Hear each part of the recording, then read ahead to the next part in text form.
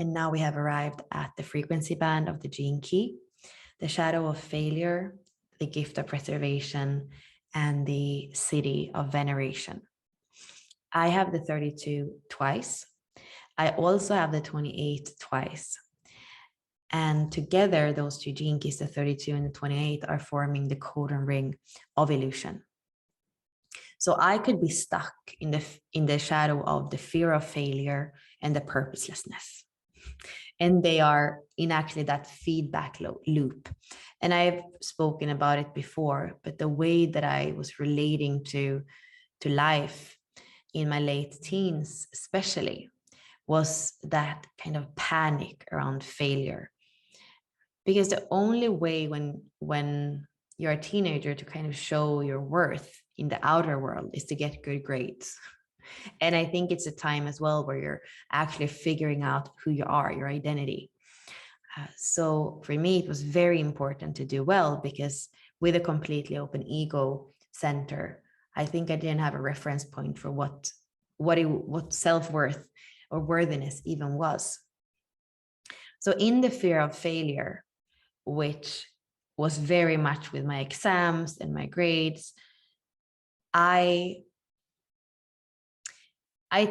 would say I experienced a lot of purposelessness. We would have exams twice, I think, every semester. There were like 8 weeks, and then we had exams, and it was 8 more weeks, and we had exams again. So I remember that I would think, okay, now that it's like 3 weeks left in this phase until the exams. And these are weeks where there's nothing fun. There's nothing worth living for. I'm just going to have to study and study and study and have this lump in my stomach that I might fail the exam. And then I'm going to have to study again. And that was years like that. Constantly just striving for some kind of perfection out of the fear of failure and the panic. And I logically do not know where that panic came from.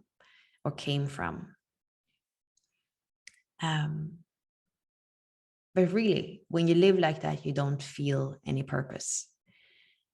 It's the opposite of living in the 28, which is the totality in every moment. Life is an adventure in every moment because you take the risks. But I wasn't ready to take the risk to fail, because I thought, if you can win, why would you fail? If you can learn the book by heart, why wouldn't you do it? And I think I hadn't yet come to the point where I could see, is this sustainable or not? Does this serve or not? Like, preservation is about knowing what's worth conserving, was worth keeping alive. And for sure, that way of being wasn't constructive, wasn't worth keep going with. So I had absolutely not tapped into that gift of preservation in the way that I was doing school. And then I can see at the same time, when it comes to what I decided to study, what I had decided to study before or at the same time, which is the languages that I speak, that has been so worth it. Like, every single minute I've spent on learning French and Italian and Spanish and Portuguese has been so worth it, because it's something that I can take with me and that I'm going to use my whole life to live more in totality. Because when I go to a place that speaks this language, I can right away tap into that culture, that totality, being part of that culture, of that tribe, even we could say, knowing that the 32 is tribal circuitry. So there is something inbuilt in the 32 that it is going to spend time on things that are worth it.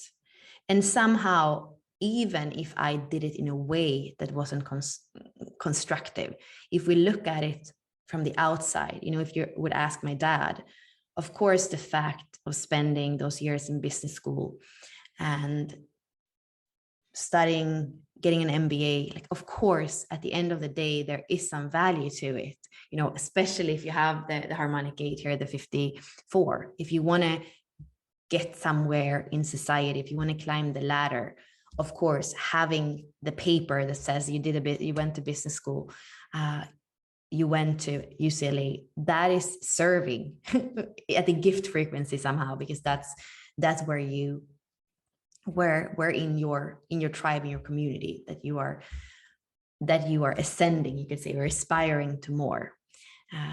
So I would say for me it was more the way that I did it. And that's the way that often happens with the shadows.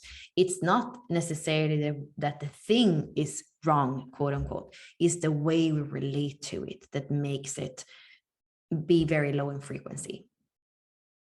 So the 32 is this reverence for the past and the future. You know, it cares about where we come from, and it cares about building for the future.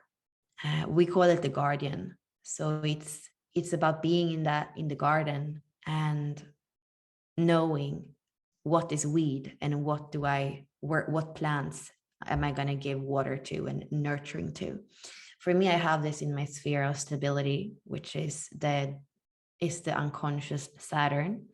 I have it in a second line, and that line is called fearlessness. So for me, my stability, so sphere of stability, my stability comes from when I dare to go into the garden or any situation of my life and fearlessly cut what doesn't serve. And that is what's been very, very difficult for me as a 4/6, that I want to keep all the doors open, all the friendships nurtured. It's been hard for me to fearlessly just cut off what doesn't serve, what isn't in reciprocity. But with that second line, I've also learned to see that there is no reciprocity here. If there is no reciprocity, there can't be a friendship. There is no trust, because I can't trust that you're going to meet me. I can't trust we're going to do this together. And that's when the fourth line can actually logically say, it's not worth it. This is not an opportunity. This is a parasitic, how do you say that? Relationship. And that's funny. When you look at the lines, we have the different diseases for all the lines. And the fourth line has that, it's the parasites. And I think that that's the beauty of having a second line in this sphere with a 32, is to like have that very natural, direct, sacral, instinctive knowing, this is not worth it. And the highest frequency goes back to that knowing of the interconnectedness of all things, whether it's all the things in the now or us being connected with our ancestors and the coming generations. It's kind of you standing there on the shoulders of your ancestors, and on your shoulders you have your kids and your grandkids and the coming generations, and see the beauty of all that and live and nurture the possibility of that continuity. So I do love this gene key. And my Pluto is the 32 on the conscious side in line 5. And I think that is that shadow very powerfully, the shadow of the fear of failure. And when I can go beyond that, and I can live and I can put my energy on the things that I really love and that I really feel that I have reverence for, that's when I'm breaking through that Pluto and I have that transformation. I let the fear of failure die and I put my energy in what I feel is sustainable and what I feel is worth it. That's when I can actually be that role model with integrity in the 5th line.